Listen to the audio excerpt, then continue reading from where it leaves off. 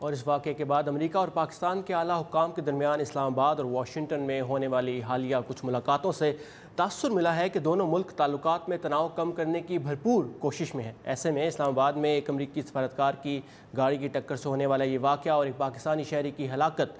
صورتحال کو ایک بار پھر سے پیچیدہ کر رہی ہے۔ واشنگٹن میں جنوبی ایشیائی امور کے ماہر شجاع نواز نے واشنگٹن میں وائس آف امریکہ کے نمائندے ندیم یعقوب سے بات کرتے ہوئے اس واقعے کو تعلقات کی موجودہ نوعیت کے درمیان میں ایک مشکل پیش رفت قرار دیا ہے اور ان کا کہنا ہے کہ ایسے میں پاکستانی حکام کے لیے اسی ماہ واشنگٹن میں IMF سے قرضوں کی بات چیت آسان نہیں ہوگی۔ اچھی بات تو یہ ہے کہ زیادہ برے نہیں ہوئے ابھی،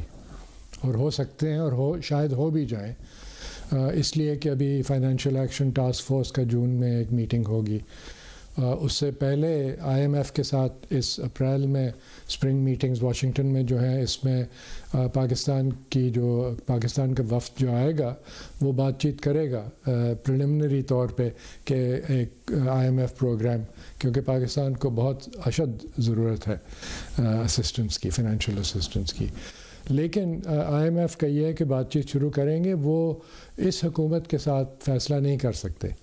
اور IMF اس دفعہ کنڈیشنز جو ہے ان کی ظاہر ہے سخت ہوں گی۔